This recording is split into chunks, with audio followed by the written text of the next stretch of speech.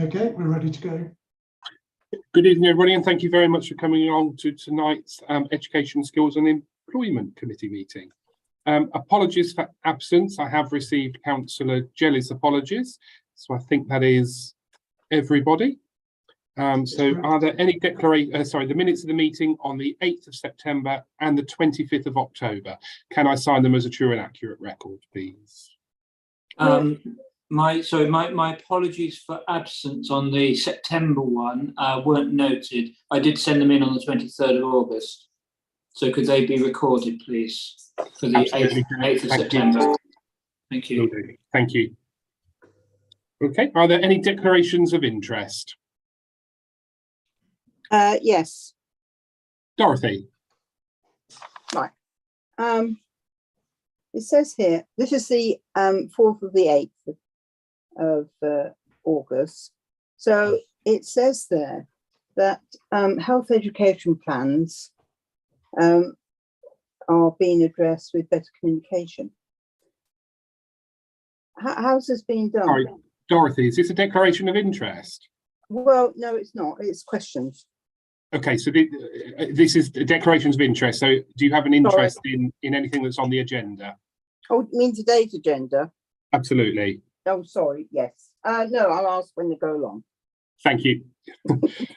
Okay, so moving on to item 4, which is the briefing on the school admissions and appeals process. And I'd like to welcome Jan. Hi, everybody. So, Ben, are you able to work the slide thing for me?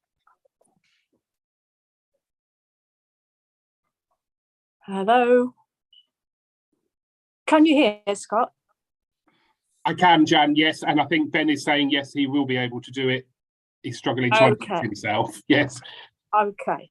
Thank you, Jan. Well, first of all, thank you very much for inviting me along. I think I offered, but let's put it that way. Thanks for inviting me along. I've been doing little courses like this for counsellors for a few years before COVID, largely in person, where it's always nice to see you all and look people in the eye. But I appreciate that this mode also has advantages in that many more people can come and it can be recorded and so on. So the aim of my little presentation tonight is to provide a background of knowledge about school admissions, about the process, to give you a bit of the up-to-date picture, and to take questions at the end. The presentation is taken from a presentation that I gave in London to a group of academies a little while ago. I've just updated the figures and what have you. So if we could have the first slide, please.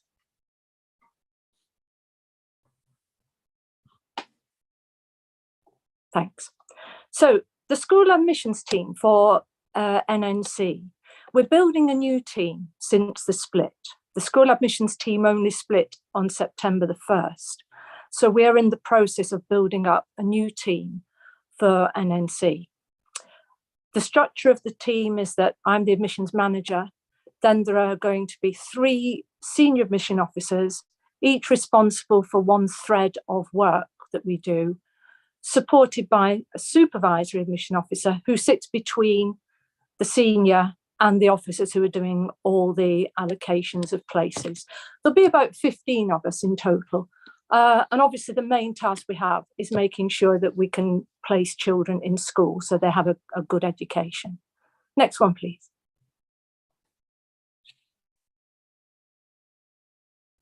So this is an old one. This is a little map I used to have for talking about Northamptonshire beforehand, and you'll see the squiggly red line across. Believe it or not, I used to split the county across on that line. We had it north and south at the time. So we've always recognised that it's a heck of a big county, and we've had people working on the north and the west. And now, of course, we just focused on the north. Next one, please.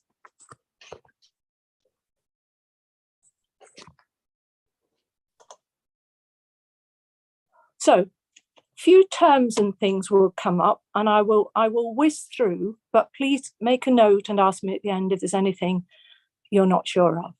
So schools have admission authorities, This is a body responsible for setting the admission arrangements for its schools.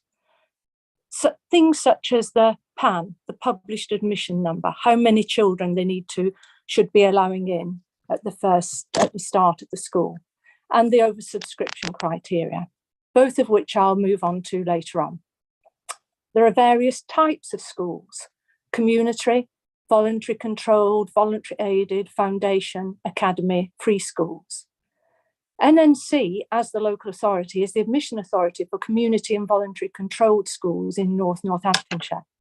Other schools, it's a different body. So for voluntary aided schools and foundation schools, the academy, the governing body is the admission authority. And the Academy Trust is such for the academies and free schools. The school admissions team administers admission arrangements for its schools, that's community and voluntary controlled schools, on behalf of the council. And we undertake the local authority's duties under admissions law. Quick word about the legal basis on the next one, please, Ben. So we're governed by law. Everything we do is governed by law. The SSFA, the School Standards and Framework Act, we're governed by. And from that comes the School Admissions Code. New one came out in 2021. And the School Admission Appeals Code, which came out this year. The School Admissions Code applies to all maintained schools and academies as well, as they are required by their funding agreements to comply with the code and to they have to comply with law relating to admissions. Only the Secretary of State can vary that requirement. But we have access to him, her too. It's a her, isn't it? Yeah, to her. Next one, please. So several hats, we wear several hats. We're both the admission authority for community and voluntary controlled schools and have the same things to do as any other admission authority. But we're also responsible for the coordination of applications to both maintained and academies at points of entry. So points of entry are reception, year 3, year 7, and year 12, although the school admissions team does not administer any for year 12. They're just the points of entry for a school. And we're responsible for ensuring that children of school age have a school place. Next one, thanks. So what do? We have quite a lot of responsibility. So I mentioned we're responsible for coordination.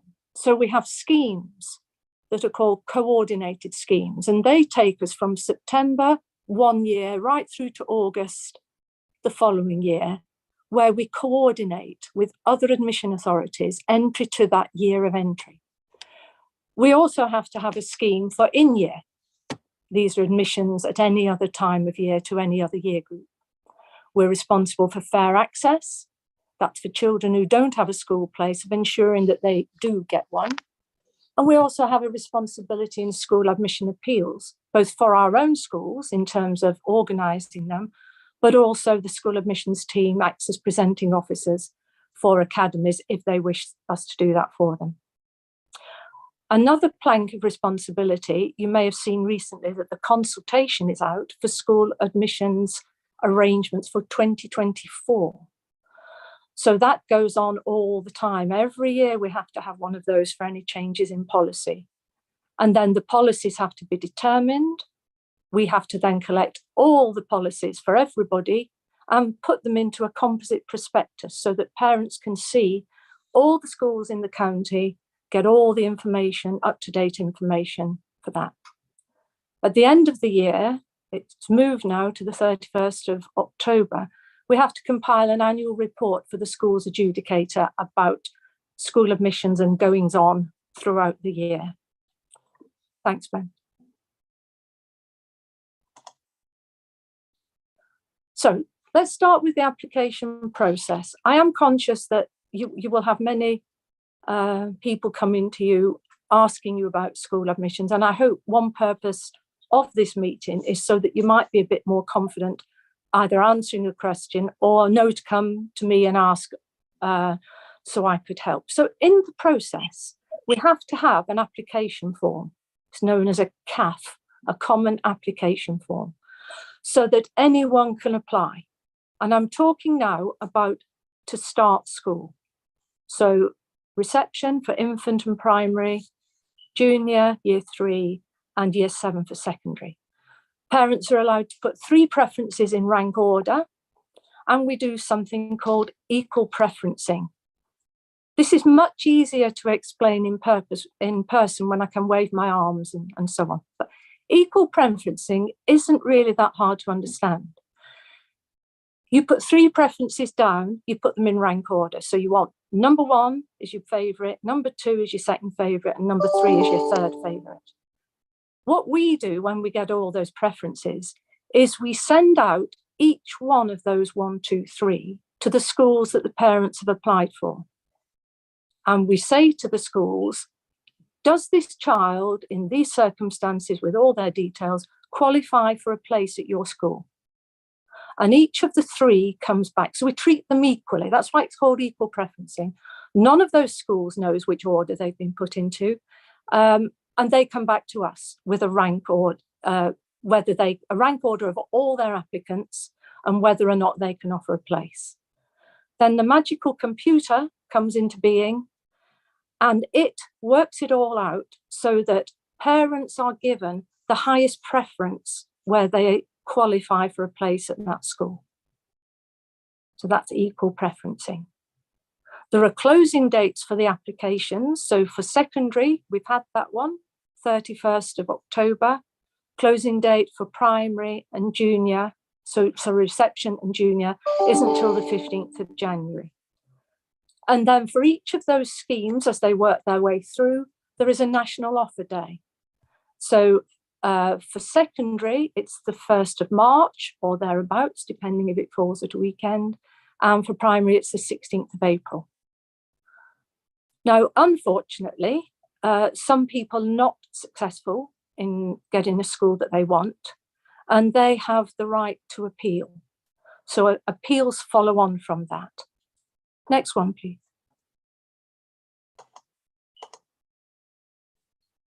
So how do schools decide? So as part of their admission policy, the admission authority has to set oversubscription criteria for its school. This is only needed, of course, if more applicants apply than there are places available. So if a school has 210 places and only 195 apply, all get in, you don't even have to think about it. There are places enough for everyone. Each school has a published admission number, which is actually a minimum number of children that the school must admit if enough children apply. And then the oversubscription criteria come into play when, as so often happens, many more people apply for a place than there are places available. There isn't a definitive list of criteria. The code actually, it has a list of what you shouldn't do and what you can't do. And there are some where they suggest, but largely you'll see things like looked after and previously looked after children come at the top. By law, they have to.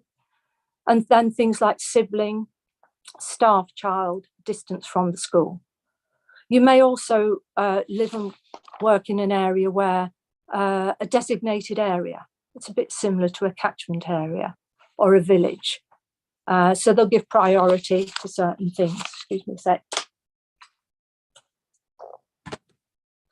So once again, what happens is everybody applies.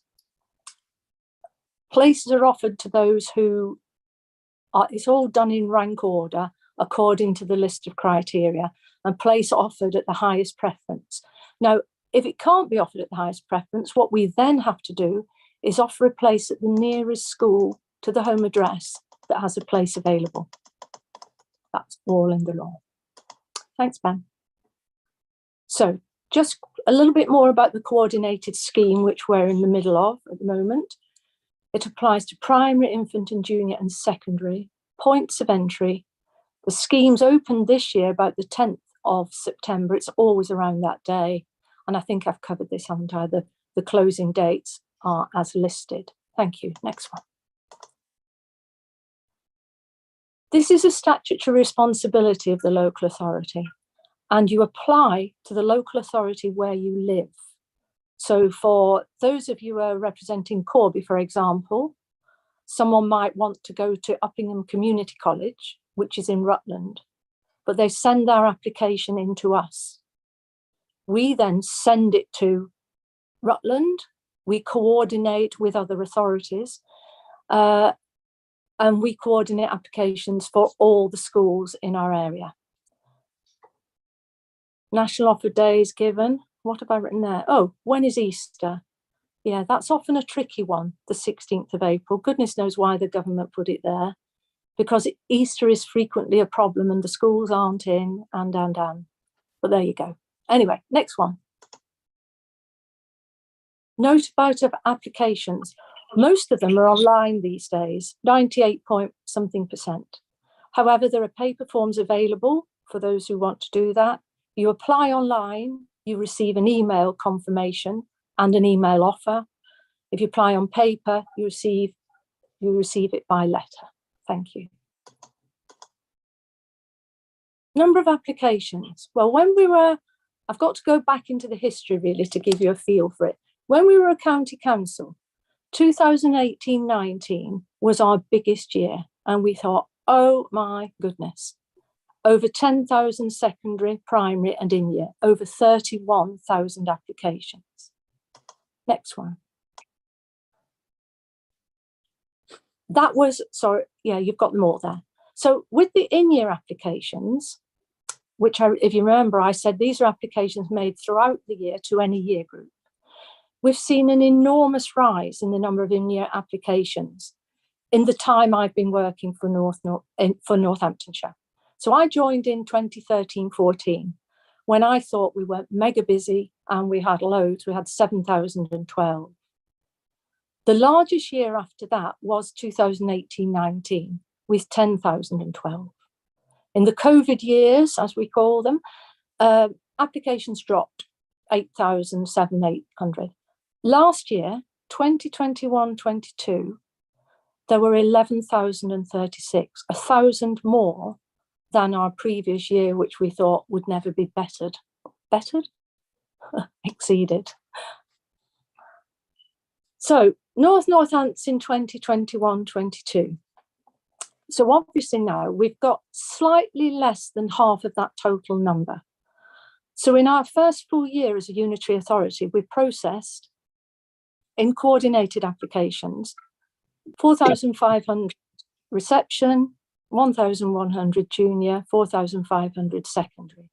In-year applications exceeded 4,800.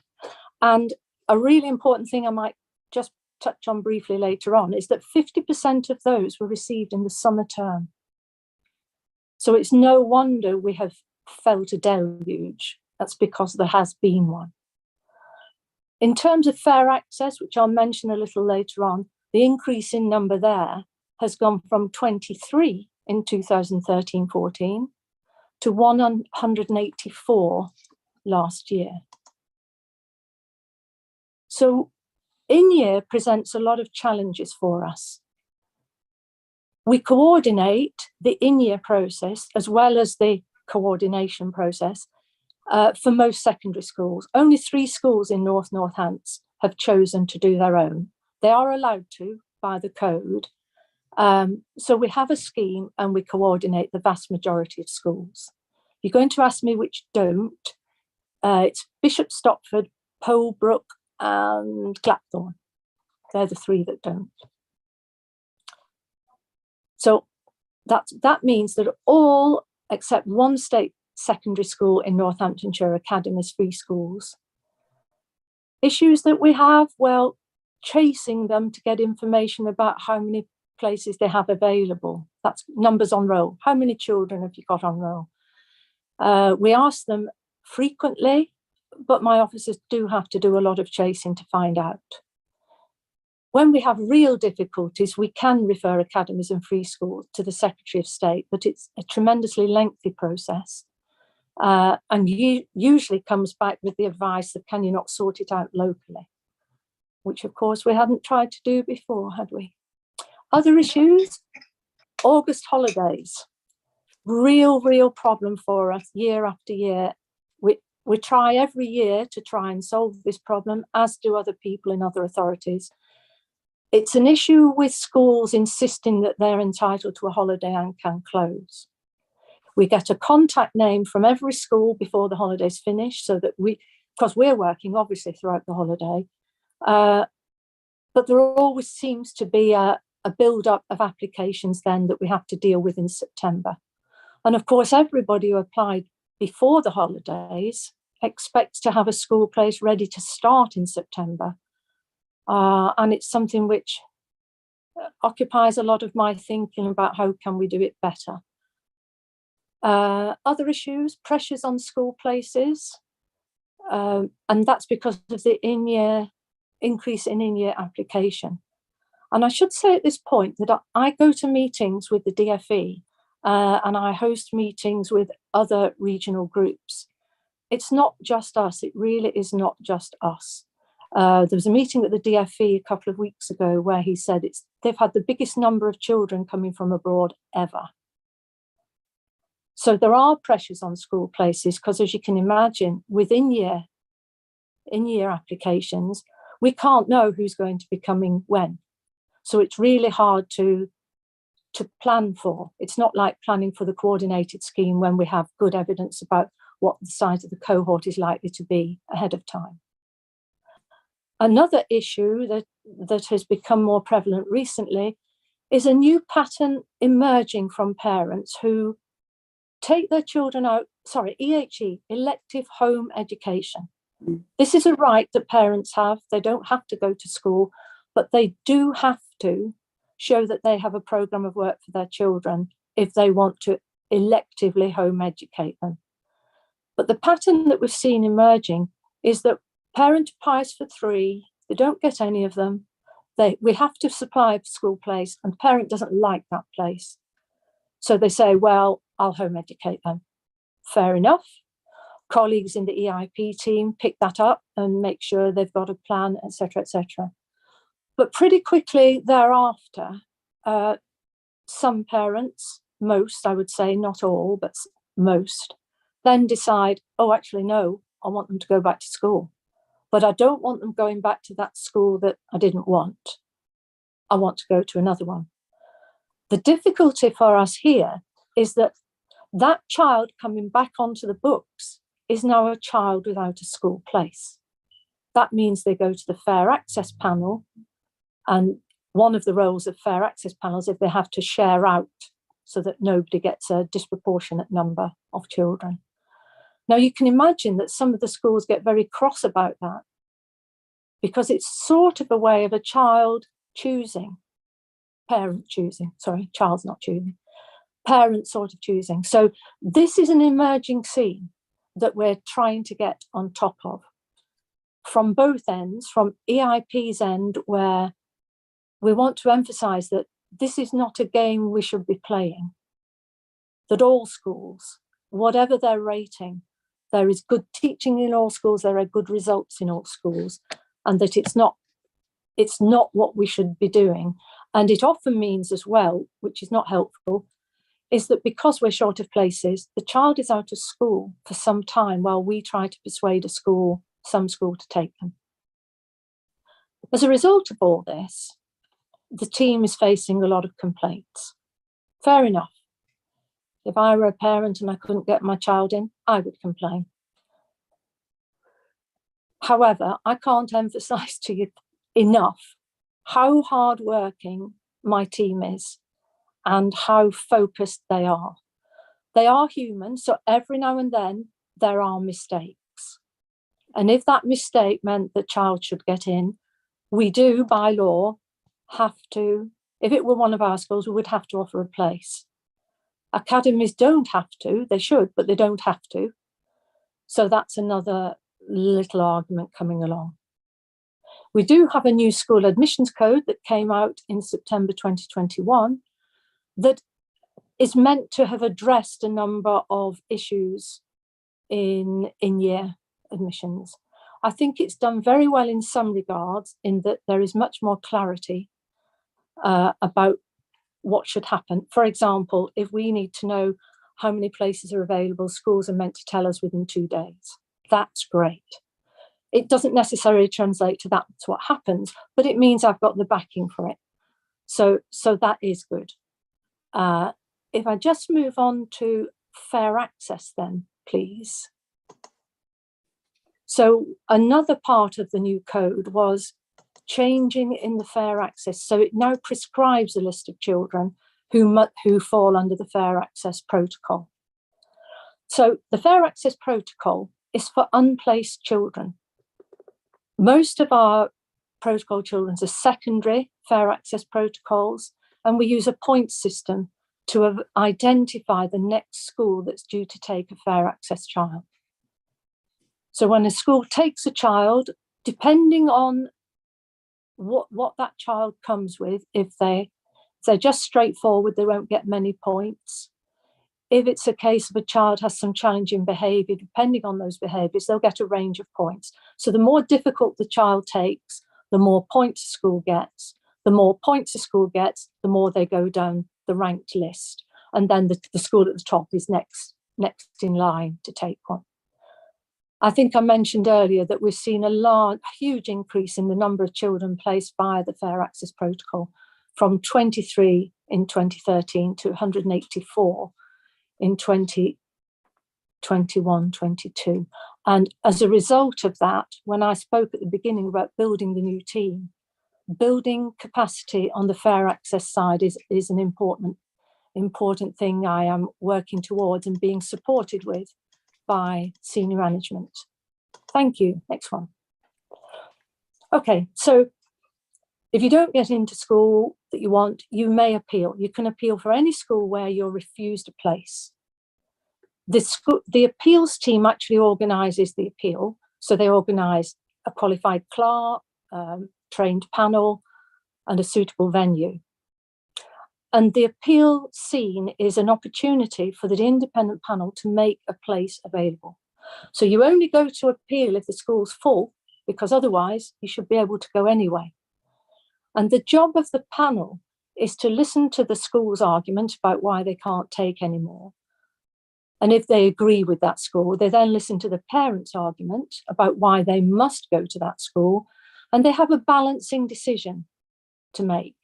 That decision is binding on the school as well. Even though it's full, they have to take that child if the appeals panel says so. Another role for my team is that we have to be presenting officers. You'll remember that I said we have our own schools, community and voluntary controlled schools, so that we're the admission authority for that school, and we have to arrange an appeal for the school where we will present our case about why we didn't think we could take any more children. But we also offer that service of being the presenting officer for academies and free schools if they want to commission us to present the appeals on their behalf. Okay, another plank. I'm coming to the end, don't despair. Consultation and determination. I've written here that people age faster than others if they work in school admissions. It's true. We're actually experiencing 2 years at the same time. We're in the offer year where places are being offered for September, but we're also in something called the determination year, where we're working on our admission arrangements for 2024. I'm glad we've got a dark background, but it is aging working here. Consultation has to occur every year if any changes to admission policies are proposed. If you want to reduce your PAN, change your area that you're taking from, anything like that, you have to consult widely. You also have to consult every 7 years if you haven't consulted in the previous 7. Following that consultation, so consultation is ongoing at the minute, closing on the 31st of December. By the 28th of February, all admission policies for all the schools must have been determined, and that means the admission authority has to sit and meet and minute the meeting where they say, these are our admission arrangements for 2024. When they've done that, they have to send them in to us, and we have to put them all into the composite prospectus for that September, so that when it all starts again, when that then becomes the offer year, Parents know which schools they can apply to. They know what the admission arrangements for those schools are, what the PAN is, what the likelihood of getting in is if they put that down as a preference. And finally, I think compliance. It comes at the end as a small thing, but it takes a lot of time and experience, I think. Part of the role is ensuring that all the admission arrangements of all the schools comply with the school admissions code. So when we get all those admission policies back, we've got to try to read them, make sure they're all okay. If we disagree with anything, we report that school to the Office of the School's Adjudicator, who can then either agree with us or not. So they can make a school, and do frequently, amend what they have in their admission arrangements for that following year. And they too have a cycle. So you can only complain till the 13th of May. Schools have to get things into us by the 15th of March. Then you've got till the 15th of May to complain to the adjudicator. And they then try to turn that round for September so that we have the correct and amended admission arrangements for that following year.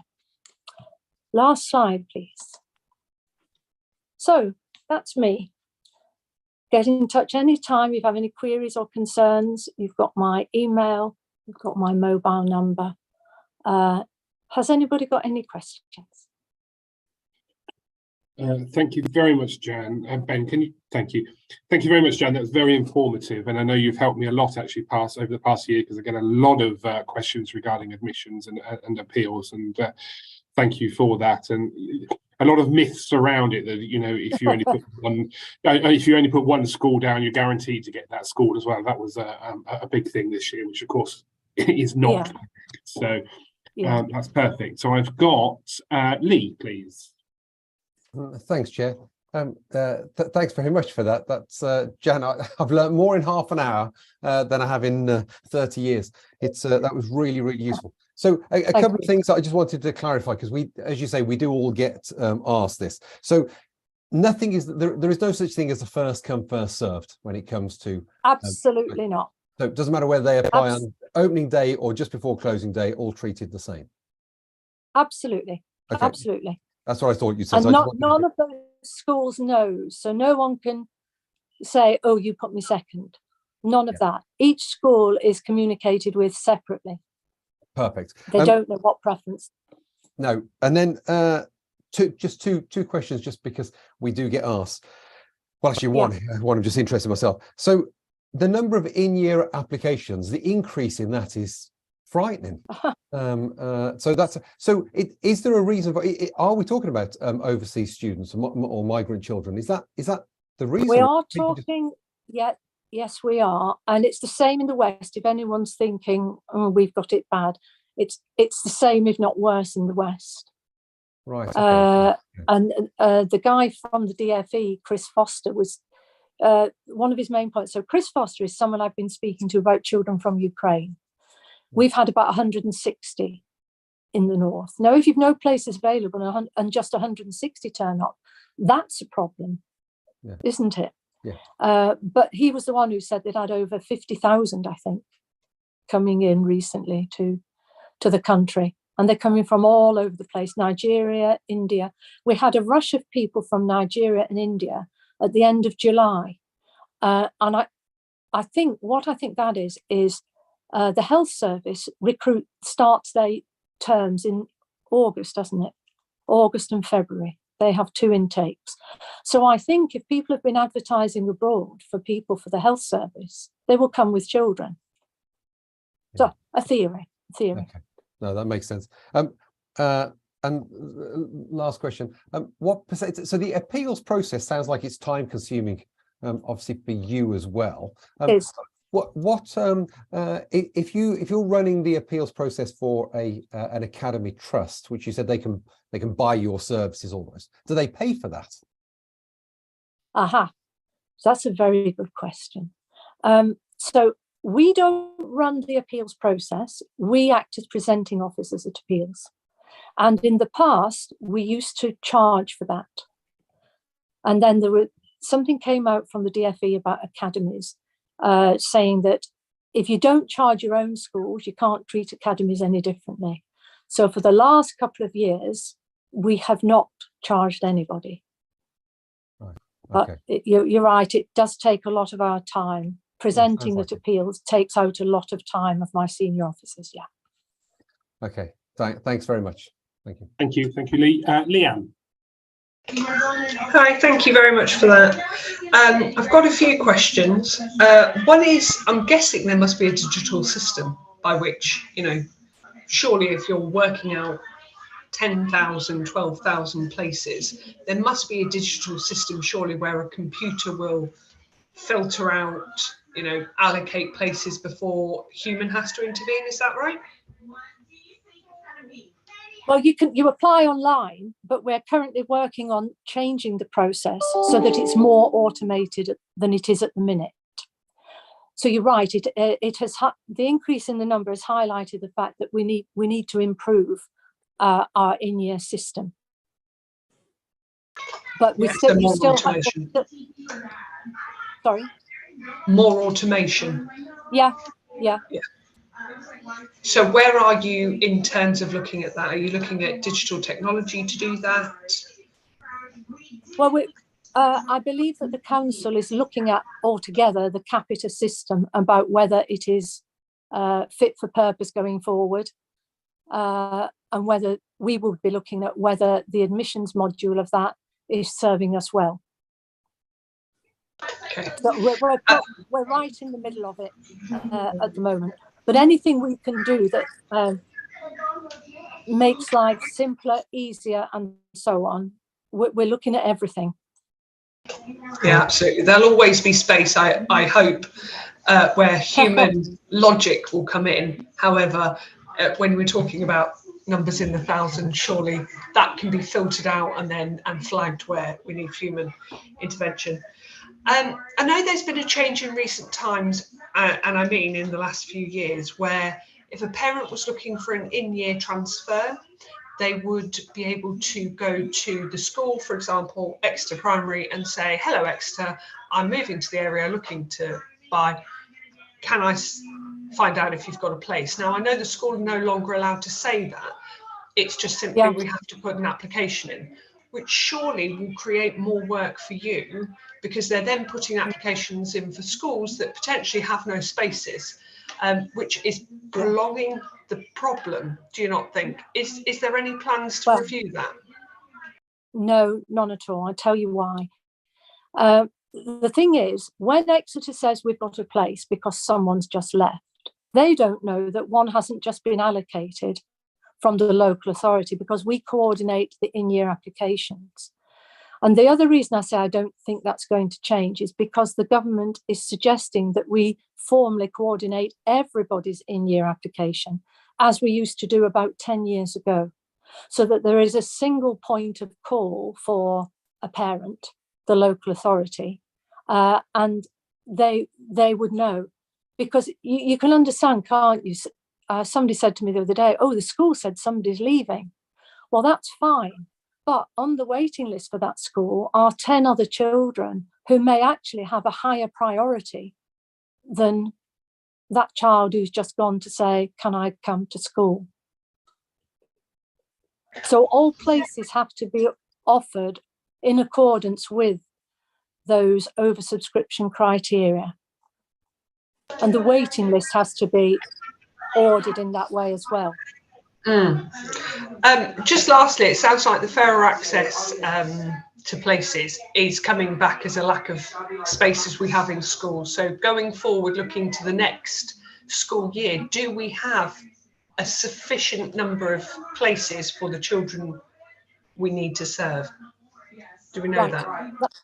That is a very good question. I don't know the exact answer, but I do know that there is a new head of school place planning who will be my boss, who is joining next month. So that's being worked on. We have an interim lady who's done a grand job this last year. And that's what we will be working on, because we're working at this minute, speaking to her every day about ensuring that come next September, we have enough places for everybody. Thank you for that. I've seen Neil has just popped his hand up. Was it in answer to his question, Neil? Yes, Councillor Edwards, thank you very much. I just wanted to assure colleagues that we do detailed place planning every year. It's fair to say that the increase in secondary school demand has been greater than was forecast statistically, but we are managing that and working with the schools. And just remind members that we've got a new secondary school opening next year, which is Welland Village Academy in the north of the area. And we have further secondary and primary schools coming online in the coming years. So it is absolutely our intention that we'll have sufficient places going forward as numbers increase. But to give members reassurance, because it's a statutory duty on the local authority, we do have sufficient places, but it's a very, very busy system, and Jan's explained really well, you know, the processes by which those are allocated. So we're not at a point where we don't have enough places. It's just very tight, and we are taking, you know, proactive action to address that. Yeah. Thank you, Neil. I've got Wendy, please. Thank you, Jan. You mentioned earlier on in the presentation we got the number of staff, and I just wonder if they're all in place yet, or are you still recruiting? We are still recruiting. We're still building.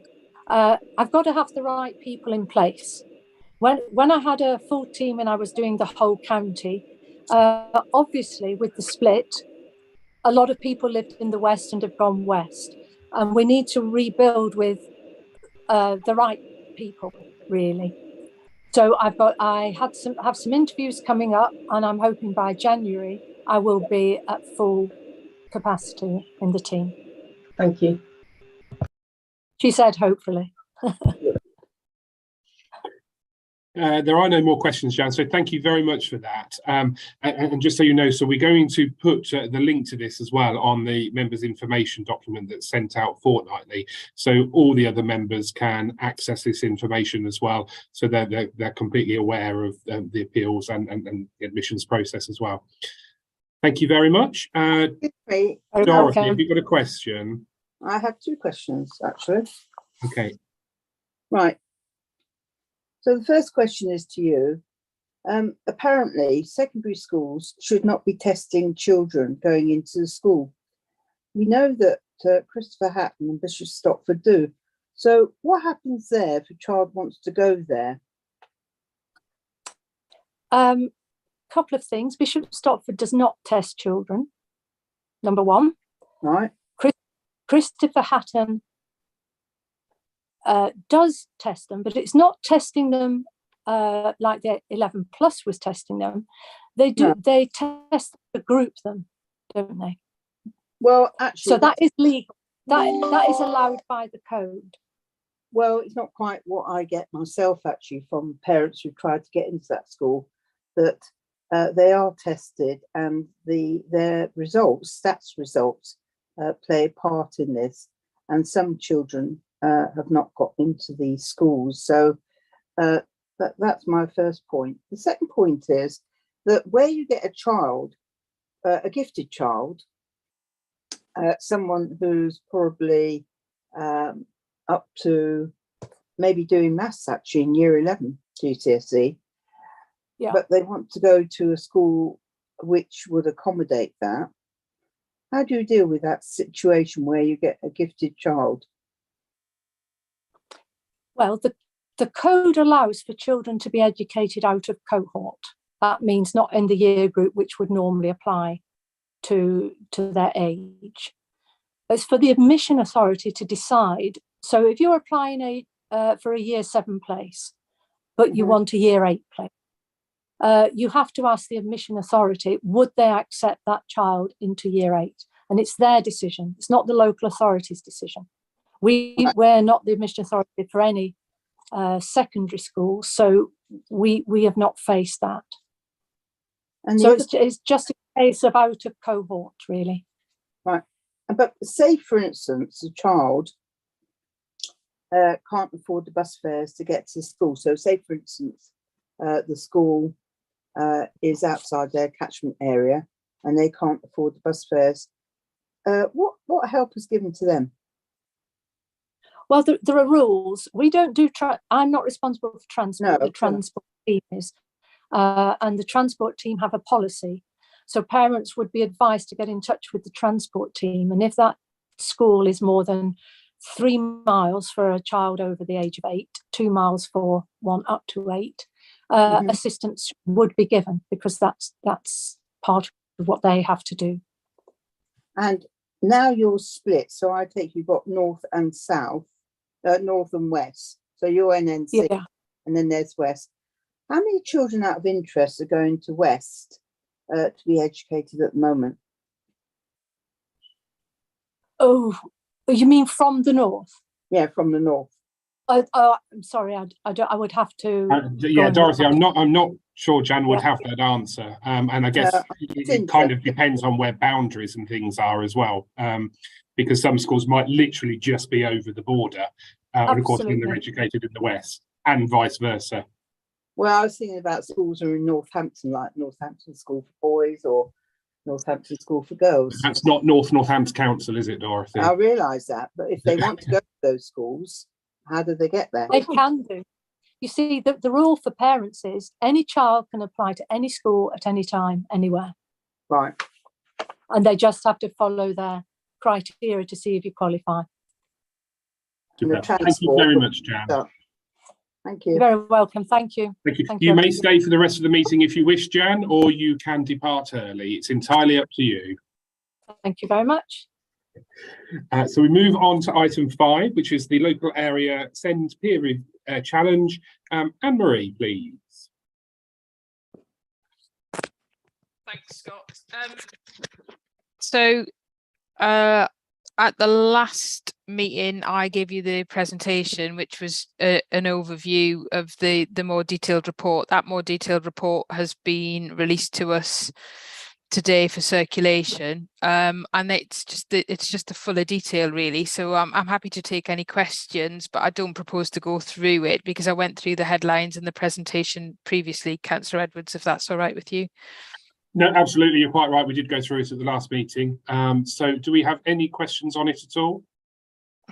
Yes. Dorothy. You've muted yourself, Dorothy. Joyce. Anne-Marie, I haven't seen the report. Is it available?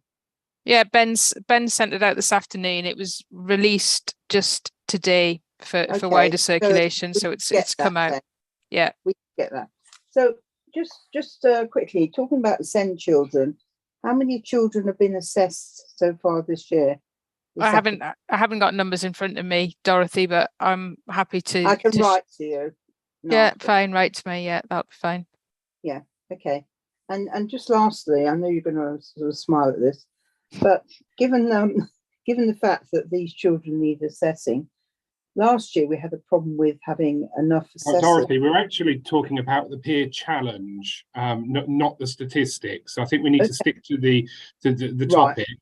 And I just looked; it is in your mailbox. So when you finish this call, you could have a good read of it. It's been sent to me by email, has it? It has indeed, yes. Right. Okay. Okay, Leanne. Chair, I wonder if you wouldn't mind, can we post questions? I mean, if anyone's got them now, absolutely put them. But I'm sorry, this has come in quite late and I've not had time to digest it. Would it be possible to come back with questions next time? Could that be put on the agenda for our next meeting, please? By all means. Also, Leanne, like any time, you can email us in any questions and we're quite happy to answer them at any stage rather than waiting till the next meeting. Absolutely. And if there is anything pressing, of course, I would love to take that option, but it's quite good for us to have a collective conversation. So I wonder if it could just be noted on the agenda to give a little bit of time to that as a collective to look at it. Is that okay? You can do that. Yeah, no problem. Thanks. Thank you, Leanne. I don't think there's any other questions. So thank you very much, Anne-Marie. Although you are up next as well on the update on the early childhood provision. I think Judy's going to do that for you, Councillor Edwards. I don't know whether Councillor Maxwell had a hand up as well just before we changed over. Dorothy, you are on mute. I can see you talking, but you're on mute. Right, sorry about that. I just wanted to know quickly, I know it's not to do with number 5, okay? I just want to know the Ofsted report for Northampton Council, is that available as well now? No. No. I did email you the answer to this as well, Dorothy. So it's available on Friday. So it's released to everybody on Friday. Thank you for Thank that. you. Welcome, Judy. Hello, thank you for inviting me along. Anne-Marie asked me to kind of give you an overview on what we're doing in the early years arena. So I've got a few slides to take you through, if that's okay. If Ben could share them for me, please.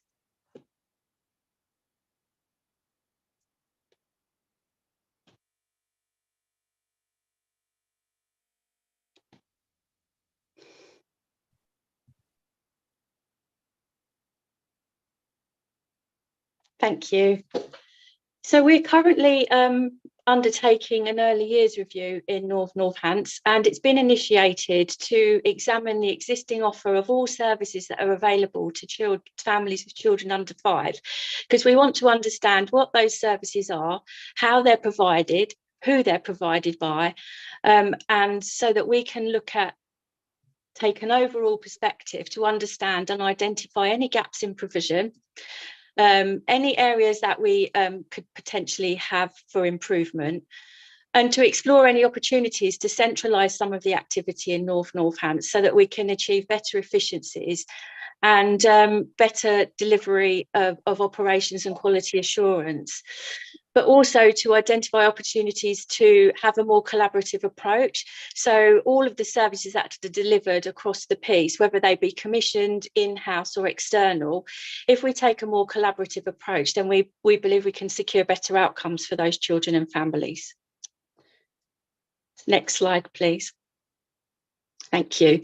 So the review aims to identify ways of aligning all of those contracts. We have a number of contracts that are currently commissioned by public health, and those are around the 0 to 19. So the health visiting contracts, the school nursing contracts, and the Strong Start one, which is the Universal Children's Centre element.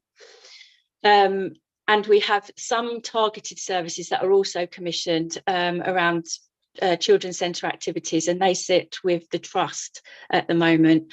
And we're working with health visitors and midwifery services who deliver a huge amount of the universal services across the piece, so that parents can access services nearer to where they live if possible, but also to provide more opportunities so parents have more choice.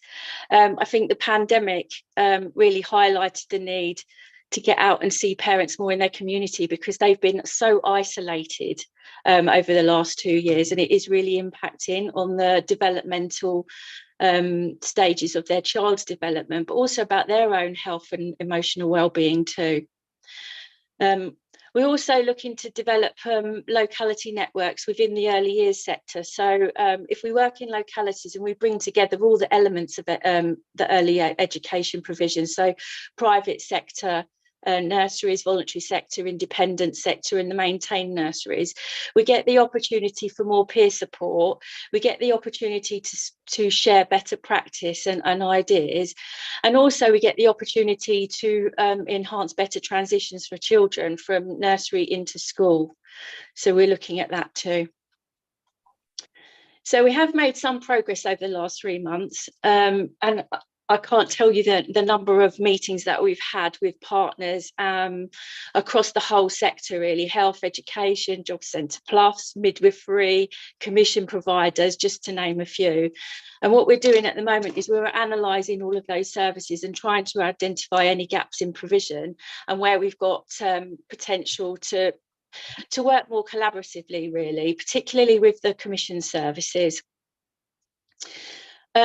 One thing that was highlighted in this review is the need to pull together a comprehensive data set and a dashboard around early years, so that we can all use that data set to inform future service delivery, but also for us to be able to monitor impact and outcomes of our interventions moving forward. And that is a particular requirement within the developments of the Family Hub model, and of course the Start for Life offer that we will need to produce in the next few months, of which the 0 to 5 offer is really key in that. We successfully implemented the CENIF funding to support children with low and emerging needs within the childcare sector from September. So for those children that are coming into settings where they've got low or emerging needs and they've got signs of where they might need some support, but they don't need assessments or EHCP plans, we now have a process in place for providers to apply to secure funding to enable them to support those children within a setting, whether it be that they purchase equipment or that they send their staff on training so that they can adequately support that child in taking up that place. The other thing that we're working on at the moment, and it is a statutory requirement for us, is to publish a childcare sufficiency assessment. So we have a duty to ensure that we have sufficient places for any child that wishes to take up their free entitlement across North Hants. Now, the requirement isn't necessarily that they have it where they want to take it. We wish that we could accommodate that, but that there is a place that we can offer them, and we have. And we still continue to have sufficient places available for all children who would require a place.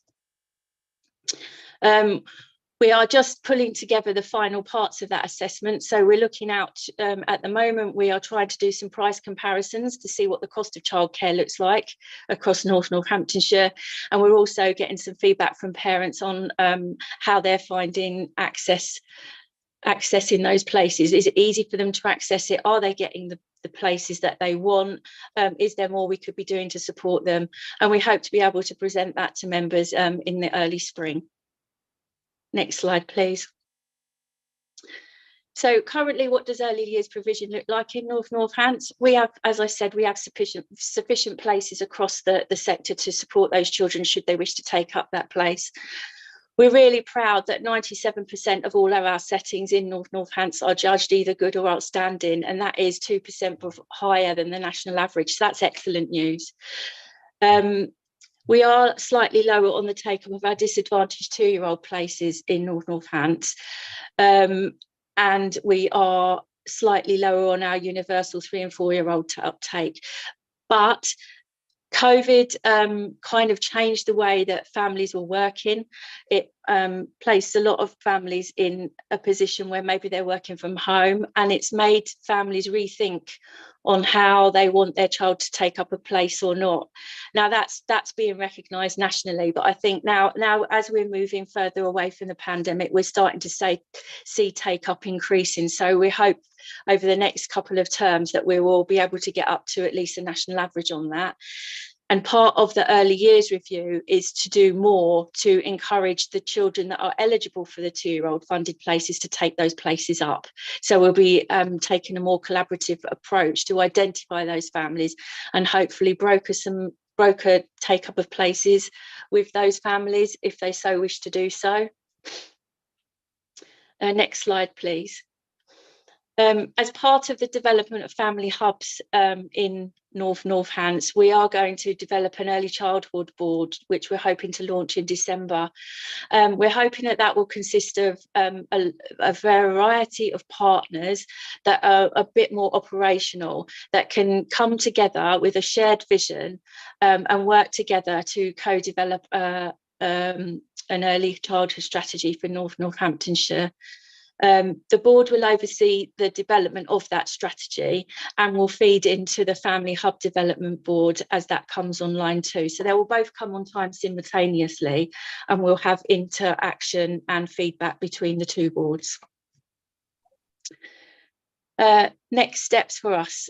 For me, I need to finalise the review with some recommendations and identify where the gaps are and how we can work better, etc., and kind of identify how we can be a bit more collaborative, I think, in terms of the services that we commission for under 5s. We will work to support the delivery of the Family Hub offer through the Early Childhood Board, and really develop a more systematic approach to support the take-up of the disadvantaged 2-year-olds, because if we can intervene as early as possible with those 2-year-olds, then the outcomes for them are much better further on down the line. The draw on the public purse will reduce significantly. And so, yeah, with the co-development of that shared early childhood strategy where everybody signs up and agrees to be part of it and we all own it, not just the local authority, then I think that we really can make some real changes and, you know, move to make some more informed decisions, really, where we work together to achieve the outcomes for those children, rather than at the moment there's a lot of good work that's going on, but it's a bit silo-y. So, you know, I think that we can only move forward, really, and achieve better outcomes for those children. So the report is ongoing, and hopefully I hope to have it ready for viewing in January, February time. So there's lots of work going on. That's it. Thank you very much for that. And I think it's an exciting time, and I really look forward to it kind of developing in the springtime. So that's really good. Thank you very much. I have Dorothy, please. Yes, when you're talking about children accessing nurseries, etc., I know that they do get financial help towards this. Most children do. But what happens if, for instance, the parent needs more help in coping with certain children who may not fall into the pattern of the nursery? So special needs, for example. There are various funding streams that the setting can access to accommodate a child with special needs. And there are also a whole early help approach that could be put in place to support a family with a child with emerging needs. So as I said, that we've got the CENIF funding, there's also other funding streams the setting can access. So if a child needed specific equipment or whatever, that could be purchased for them. But it's really, the nurseries work really collaboratively with parents, so any strategies that they put in place to support a child would be shared with the parents so that they could duplicate them at home. Yeah. And if, for instance, because obviously it's important to have nurseries for children because they learn so much actually prior to going to school. And that has an advantage, actually, particularly once they're in school, because naturally they could be like, I don't know, potty trained or whatever it is. But one of the things that is quite important is early educational needs. Some children may need more than others, or some are more adaptable. But do you think that some nurseries have shut down recently in this area? Is there provision for every child to go to a nursery in Northants? Yeah, we have sufficient places across Northants for every child to take up their universal 3 and 4 year old 15 hours entitlements, their additional 15 hours. So if they're in working households, they're entitled to for an additional 15 hours. And then also there's a disadvantaged 2-year-old. So we have adequate places for them to take up those places. And in terms of ensuring that the sector's ready to accommodate and support those children, we have a duty that we have to fulfill to work with the sector to offer training, support and guidance to those nurseries to make sure that they can cope with the needs that are coming forward now. And do you know where there's 4 community hubs which are going to come up after Christmas? Do you know where they're going to be? So these have not been decided yet, Dorothy. They no haven't, locations have been decided, no. Okay then, thank you very much indeed. And I'm not sure it was 4 either, but Lee. Thank you, Chair. Thanks, Judy. Another great presentation. So just 2 questions, just so I can get a better understanding. What's the definition of a disadvantaged 2-year-old? So the Department of Work and Pensions, any parent or carer that's on benefits that has a child at 2 years old can take up 15 hours of free entitlement in the nursery. Now, the government's rationale behind that is that if a child's in 15 hours of childcare, it can support them to get back into the workplace, or it can support them to take up training to help them take up work further on down the line. Because not all if we think about all parents, not all of them want to put their child in a nursery and go to work, but should they wish to do that, that's the whole package of support that's in place to enable them to do that. And we get a list through of people that they think are eligible. They're not necessarily all eligible because they might not all have children. They don't necessarily know all of that, but we get a list, and we can target those families and say, did you know that, you know, you could be eligible for a place? Would you like to take it up? And we can broker the support into those places. Okay, no, that makes perfect sense. Thanks for that. And my second one is, going back to your slide, I haven't got it in front of me now, but going back to your slide, 88%, I think it said 88% of 3 to 4 year olds have taken up their universal entitlement. So the 12% that haven't, do we spend time chasing those 12%? I mean, because it sounds to me like it's just parents that don't want it, need it, whatever. Yeah, well, I think, you know, parents have a choice whether to send their child to, take up early education or not. I think what the pandemic did, it changed the way that people are working. So nationally, we're seeing a lot of parents now working from home that are taking the decision that maybe necessarily they can work their day around the childcare. They don't have to take it up. Yeah. There was also initially a reluctance to put their children back into a setting because people were scared. So there's been a national kind of audit and survey on that, but we would actively encourage parents with 3 and 4 year olds at any sessions that run, and that's why that collaborative working is really important, because we would encourage and support them to take up those places, and if they don't want to, then we can capture that information as to why they're not taking it up. But I do know that nationally it's starting to creep up now, because we're starting to get back to some level of normality now, aren't we? But you know, it's taken a bit of time. Okay, no, that makes perfect sense. Thank you. Superb, thank you. There's no other hands raised, Judy. Can I just ask one question? Okay, Dorothy. Yes, yeah.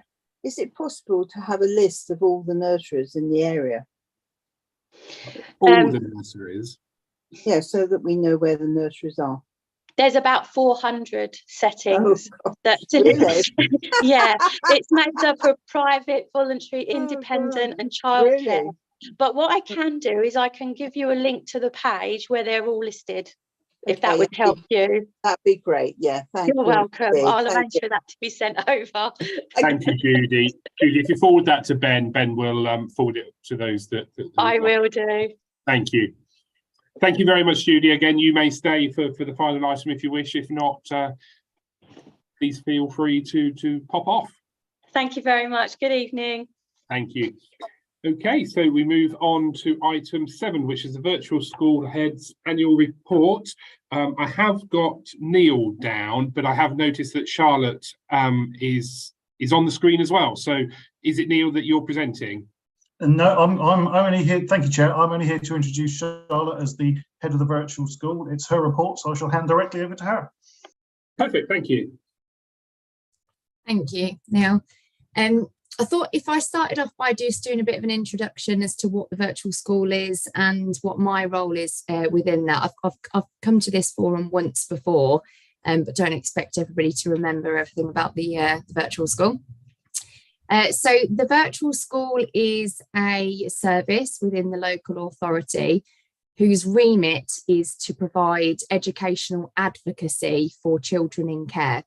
So they're responsible for overseeing and promoting the education for all children who are in care to the local authority, wherever they are educated. So we might have children that are not educated within Northampton or within Northamptonshire, but we're still responsible for them if they are in care to us. So my team are responsible for checking over the education that they are receiving, to work with the education settings, so with the schools or early years settings or post-16 settings, to ensure that the settings understand their needs, that they are utilising funding that is available to them, and ultimately to help support narrowing the attainment gap that children in care face when measured against their peers, their non-looked after peers. So that's kind of just the broadest sense of the role of what we do.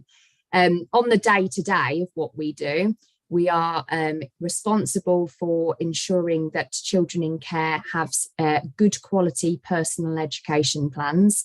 So you'll see these referred to in the report quite a lot as PEPs.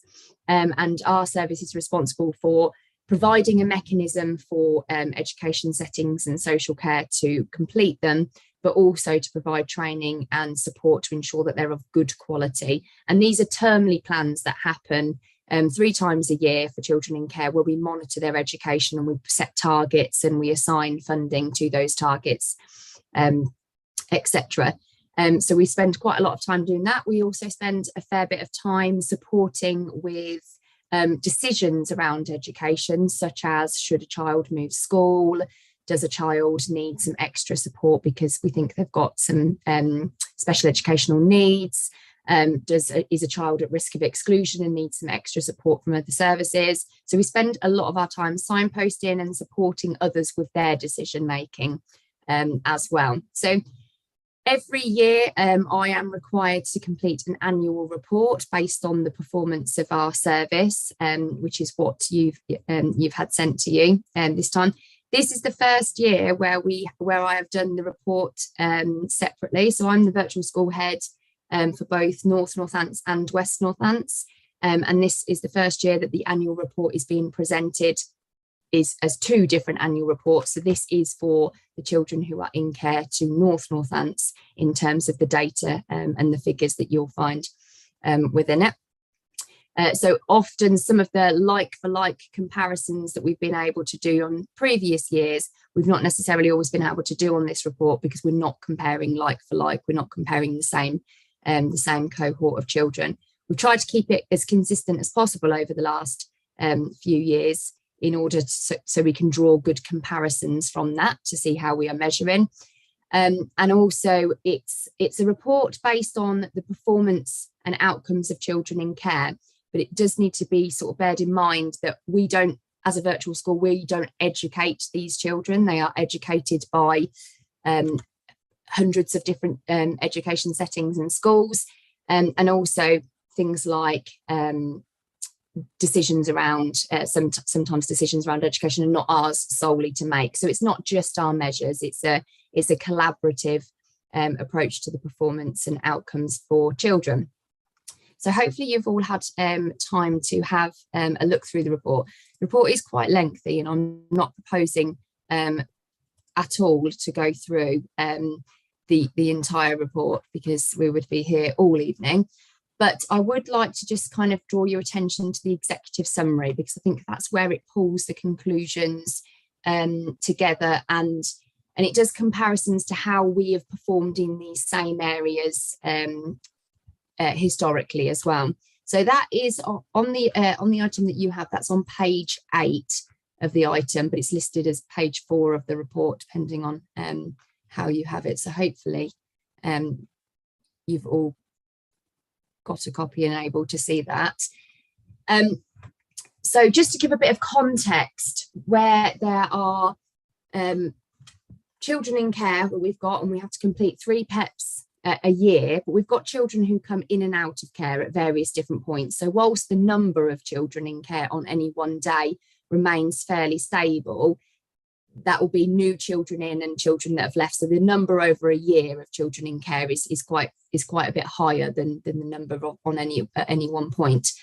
So there were 1,083 statutory school age PEPs completed last year, and all of them are quality assured by my team. And we provided direct support. So we actually attended 46% of these PEPs last year. COVID has actually been quite good for us in the way that lots of meetings now take place remotely, and it means that we've been able to attend far more PEPs and be able to influence at those PEPs than what we did previously. But we always quality assure every single PEP that's been completed and provide feedback to the designated teacher in the school on the quality of that PEP and the decisions and actions that they're making. So it's a good news picture in relation to PEPs, because we've got a 3-year trend of consistently good compliance. So we worked really hard to ensure that these PEPs were happening, and we have built that up to 97% of PEPs for children are taking place. We've also got a 3-year trend of improving quality. So quality has been something we've been working hard on for the last 2 to 3 years. And we have now built it up to 79% of PEPs being quality assured as good by our service. And we're supporting settings through regular training and through attendance and feedback with that. We've also had an improving trend of compliance with early years PEPs. So that has come up to 93% this year. We're not quite in the same place with our post-16 PEPs. Our post-16 PEPs are at 76% compliance for the year in question.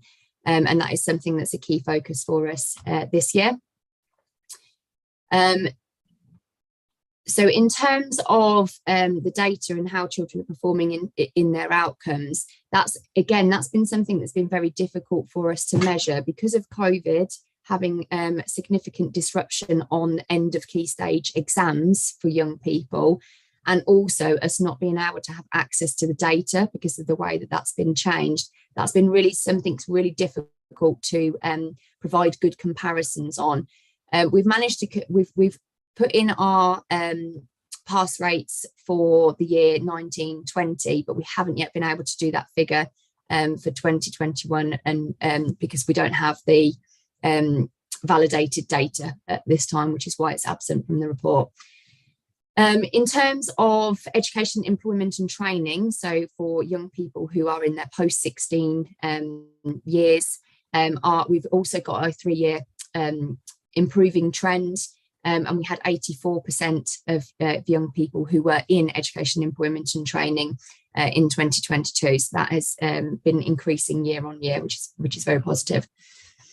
As well as monitoring the education of our young people, we also provide participation opportunities for them. And these mainly look like holiday programs that we run, that one of our team organises and runs for them. And they're based around extracurricular activities such as sport, music, drama, etc. So we had a total of 139 young people benefit from one of those participation activities in the year in question.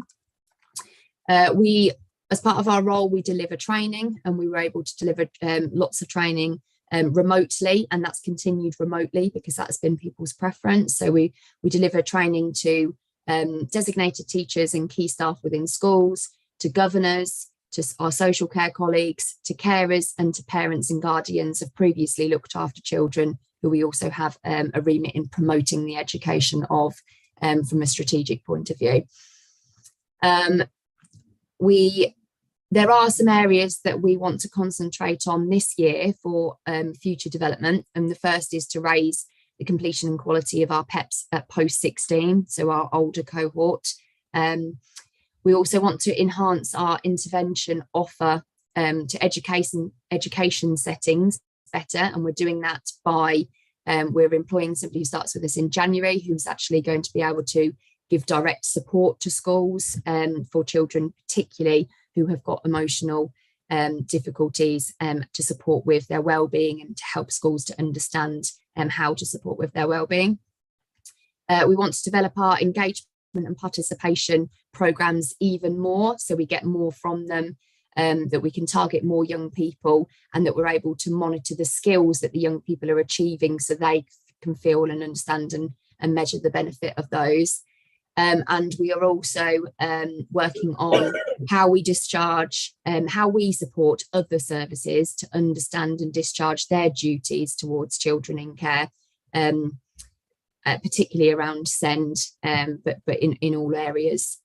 So that is our future areas of development for this year. So that's kind of a real quick whistle stop in a nutshell tour. So this particular report and the work that the virtual school do is also governed by the Corporate Parenting Board. So this report will be presented to Corporate Parenting Board in January, who also may make comments and raise questions and anything to do like that. And I also have my own virtual school advisory panel, which is taking place next week, the next one, 3 times a year. And the advisory panel are made up by members, members of staff from education settings and other key services, and they are my critical friends who are there to kind of look at different areas of the virtual school and to offer their expertise and to politely challenge where they think we might need to improve our services. So we do have a fair level of scrutiny from a range of different representatives. I don't know if anybody has got anything specific they would like me to cover. Super, that's great. Thank you, Charlotte. And I know you and your team have been doing a sterling job, and it's much appreciated. So thank you. We have Leanne, please. Hi, thank you. It was really helpful last time you came and presented to us, because I really didn't prior to that understand what it was the virtual school did. So that was really helpful. My first question is absolutely relevant. You looked after children, so children in care is looked after children. So we're not talking about children in need, those on protection plans. These are only the ones that are physically within our care, right? Yeah, so that's a yes and a no. So we have a different duty to different children. So at the moment, we have a statutory duty to monitor and promote the education of children in care. And we do that by monitoring children on a case level basis. So we will actually follow their education journey. We will take data based on attendance and attainment and progress and how they're doing, and we will monitor them very, very carefully. We've got a wider statutory duty to promote the education of previously looked after children. So children who were in care and have been adopted from care or who are on a special guardianship order. But that is more strategic. We wouldn't get involved in any case level stuff, but we are there to provide information, advice and support. So we provide training to parents. Parents can contact us with queries or concerns. And we also provide guidance and support and training to schools around the needs of previously looked after children. As of September last year, so September 21, we have also been given a non-statutory new duty to promote the education of any child who has ever had a social worker. So that will include children who are currently children in need on a child protection plan, but children who have ever had social care involvement. Again, that is not meant to be on a case level basis or monitoring the data of those children or even doing that on a named basis, but it's more of a strategic role where we're promoting the understanding of the needs of these children to schools, to services, providing training, working with our social care colleagues. But we're quite in our infancy in that new role, because it's quite new, because it's non-statutory, and because it comes with a relatively low level of funding to support that extended duty. But so I fully imagine that will become statutory at some point. And it will be delivered in a similar way to how we look after, how we discharge our duty to previously looked after children. Okay, thank you. Just some clarity from my understanding. When you said, and I know the number changed, it was around 50% of all PEPs were attended. Is that 50% of all PEPs or 50% of looked after children PEPs? So the 50%, I think it's 46%, is for, so the PEPs that take place, the key people that need to be involved in a PEP is the designated teacher from the school or setting, the social worker, the carer of that young person, and the young person as and when it's appropriate. Not all of our young people want to be involved in their PEPs, but if they do, then they should be there as well. The virtual school is sort of a bit of an added bonus. If we can come, then we can have a positive impact, because we can influence questions, we can ask how money's being spent, we can examine interventions, we can do that. But we don't, unfortunately, have the capacity to attend every single one of those PEPs, because there was 1,083 in North Northants alone last year.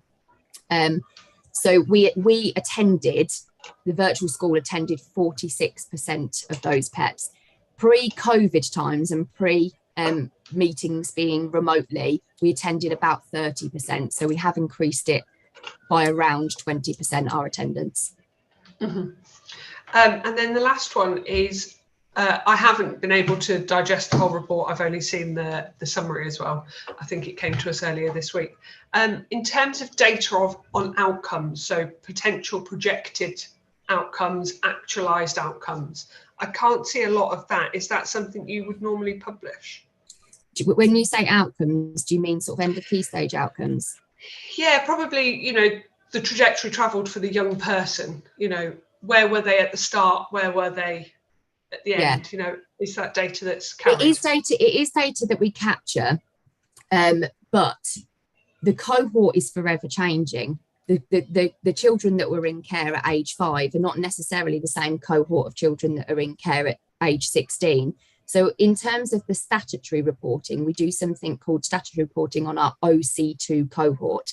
And that is children, when they reach the end of the key stage and they're achieving an outcome, they've been in care for at least a year for us to be able to count their outcome in our data that's presented back to the DFE, and that's captured for us. So yes, we do that. Yes, we will monitor their progress over time on an individualized level, but we wouldn't publish that because obviously that's specific to the individual. We do normally publish things like our progress scores for our cohort, like you would expect a school to do also, but we haven't been able to do that this year because we haven't had the data shared with us in the way that we have done in previous years. And that's because of the way that the DFE reporting it this year. Okay, thank you very much, Charlotte. Yes. Thank you. Dorothy. Well, I haven't seen a report actually, so I don't know where it is. It's in the document pack, Dorothy. No, it didn't come to me. Never got it. So quite like to have that if it's possible. When you look at now a lot more children coming in to Northants are migrant children or refugees, how you'd like to describe them. Do you actually look at them as well, since they are looked after children or in care? Yes, so if they are an unaccompanied asylum seeking child, which means they're not here with a parent, then yes, they are a child in care, and yes, they fall under my remit as well. Yeah. Now, there's a language difficulty sometimes with these children. So do you sort of like set up some way of them getting extra tuition in English? So that depends on the child and where they're coming in and what phase of education they're in. The vast majority of unaccompanied asylum seeking children are already 16 and beyond year 11 when they come into the country and into our care. The Northampton College, for example, is our biggest provider of EAL courses, and the majority of these children will attend their EAL courses and work their way through them. If they come to us slightly younger, then we would enroll them in a school, because the best way for them to learn English is to be submerged into English. And then the schools will provide them with extra tuition in English to teach them. So the courses, just to be clear, the courses at Northampton College are teaching them English, and they work their way through a programme of 3 different phases of courses, and depending on their level of English beforehand, depends on what phase of course they might start on. So do you work for West as well as North? Or I do, yes. You do?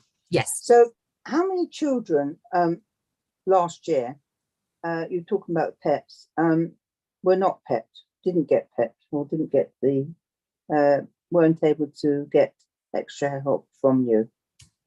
So it was about when we're saying they didn't have a PEP, it might be that they would have had one in the year, they just might have missed one of the 3. So they're supposed to have 3 PEPs a year. So if they missed one of the 3, each term, it's approximately 25 children that don't have a PEP in that term. Sometimes there's some really, really good reasons why. So for example, they might come into care at the end of November and our PEP window closes at the 10th of December. So there might not be time to physically fit a PEP in that term. So there are sometimes some very genuine reasons why they don't take place.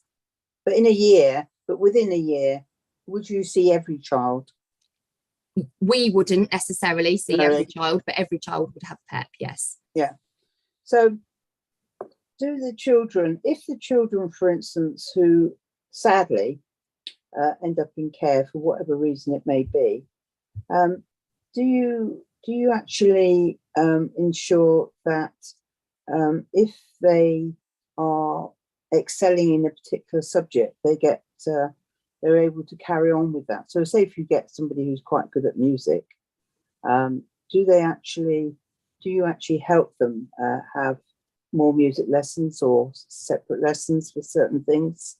So we don't, but what we do is we provide Pupil Premium Plus, which is a grant to schools. Schools can use that how they see best fit, and they will work with us and they will work with social care to understand what that looks like. Schools can use that money to support with extracurricular lessons in music, in sport, in dance, in anything creative, if that is what is the child's need or what's in the best interest of the child. Yes, they can. And if the children, just lastly, if the children who aren't 16, the ones who aren't 16 from coming over to this country, I mean, you've got to question how does, you know, a 15-year-old come over in a boat? They're sometimes they question whether they are 15 or are they 16. They could be 17. How do you actually, how is it your role to gauge whether or not the age that they're supposed to be or not? No, so that is that age assessment is completed by the separated children's team within the trust. So they have a specific social care team for this cohort of children, and they will carry out age assessments if they feel that is necessary. If there's ever a question where we've got a 15-year-old child, but the social care team really don't think that child is 15, we will not place them in a school until that age assessment has been carried out, because what we don't want to do is place an adult into a school setting. So we would wait for the age assessment to be completed before emerging that child into a school. And lastly, just quickly, many children over 16 feel that they're quite old enough to make their own decisions, you know, about how they move forward. Do you find sometimes that they don't want this PEP because they're quite happy to make their own decisions? Yeah, so the PEP is there as a mechanism for support. The child doesn't need to be involved in the PEP if they don't want to be, but it is about the support for the child. When we move into the post-16 arena, it's slightly different, because the child might be in employment, they might be on an apprenticeship, they might be in short-term training, they might be doing a whole range of different things. We would still hold the PEP because we need to see things like evidence of employment before we would be satisfied that child's in employment. The last thing we would want to do is say, okay, they're telling us they're employed, okay, we can move on, we don't need to worry about them. We actually need to see the evidence, and we need to see and understand the support mechanisms for that. So the PEPs are still held, but they're held slightly differently to a child in education. Yeah, thanks very much indeed. Thank you. No worries. Thank you, Charlotte. Thank you, Dorothy. Dorothy, I have checked you. It was sent to you, but I have just resent it to you this evening as well. Wendy. Thank you, Charlotte. You may have answered, you partly answered this question, I think, in the responses. But what jumped out at me when I was reading the report was the compliance post-16 PEPs. And I do realise that we're not comparing like with like because of COVID, but there was a significant drop to 76% in 21-22, and I wonder what the main reason for that is, or is it a number of different reasons, which is difficult? Yes, it's a combination of a few different reasons. The difficulty that we have with post-16 is the designated teacher role at post-16 is not statutory. So we don't have the same statutory sway that we have with our school-age children. There's also no funding, no grant funding for post-16 children. So the carrot of, if you complete your PEP, we provide you with grant funding, is not there. We also, particularly last year, we had our post-16 member of staff has left our team on a secondment elsewhere. So there was a little bit of turbulence in that area. We also had an administrator move into a secondment elsewhere, which meant our administrative capacity for chasing, because we do a lot of chasing to ensure that these PEPs happen, had to be reduced. And unfortunately that fell in the post-16 area. So we knew we were going to take a dip in compliance last year, but we expect it to grow again this year. The previous years probably slightly an inflated compliance score because we were in COVID, because we were in lockdown and all meetings were remote. It just meant that social workers had more availability to attend meetings. So I think that peak is probably a peak that can't kind of be compared to in a usual sense as well. Thank you. I certainly thought that might have been the case because 2021 was exceptional, wasn't it? That's superb. Thank you. I don't think we've got any more questions, Charlotte. So thank you very much for coming along this evening. And well, I shall see you next week anyway in Moulton, I think it is, isn't Moulton, it? yeah. So, Moulton College. yes. Thank you very much, Thank you Charlotte. very much. Thank you. Bye. So we move on to item 8, which is the forward list of items for the Education, Skills and Employment EAP. And Ben. Thank you very much, Chair. So of the standing items, just to update you in terms of family hubs, Kirsty, our coordinator, has requested that that item come to the 2nd of February meeting rather than the 22nd of December. So I will adjust that on our forward plan. We've currently got the regular update for SEND coming to the next meeting, as have we got individual items on the Children's Trust, an item which is going to the executive, which is the Joint Sensory Impairment Service, and the Ofsted reports, which is coming out, as Anne-Marie mentioned earlier, on the 25th of November. And we did have a request earlier in the meeting that the SEND Peer Challenge be added to the agenda, just in case there's any additional queries on that, which was released today. Are there any other items that... Ben, how many items or how many reports is that then on the 22nd of December? So at the moment, that would be 5 items now. So I think we should move one of those over to the 2nd of February because some of those are quite meaty items, aren't they? Councillor Edwards, I think the briefing on the work of the Children's Trust and the Ofsted report can probably be taken as one, and likewise the SEND update and any questions on the peer review report can probably be taken as one item as well, because we're just badging the same item twice, I think, for both of those. Okay, no, that's perfect. Then can we put them together, Ben? Is that? Yeah, thank you for that. Yes. Perfect. No, that's great. And then the last item is that's it, isn't it? So is there anything else that anybody would like, as ever, if you'd like to email us and we can pop it on the forward list, if anything, there's anybody else that wants anything? I've got Dorothy.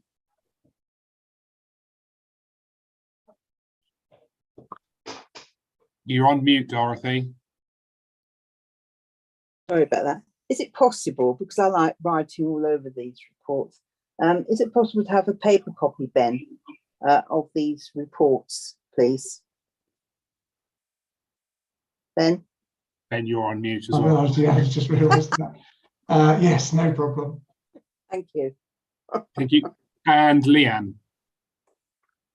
Just in terms of us or the council as a whole releasing the Ofsted stuff on Friday, why was it decided Friday? That's Ofsted that make that decision. So they pick the date. It's embargoed until a certain date. Yeah, it's a number of days after. It gives times for councils or schools to come back with questions or change wording or whatever, and then they decide on that date afterwards. So yeah, it's frustrating to be the day after full council and then 2 months until. Okay, thank you. Sorry, it is going to scrutiny the following week, though, I think, isn't it? So yes. It might not yet. Oh, okay. It might be later. Okay. Superb. So that's everything. So thank you very much for attending. Dorothy, is that another Oh hand? no, or is I take my little hand down. Okay, no worries. That's great. Thank you very much for attending tonight, and I shall see you all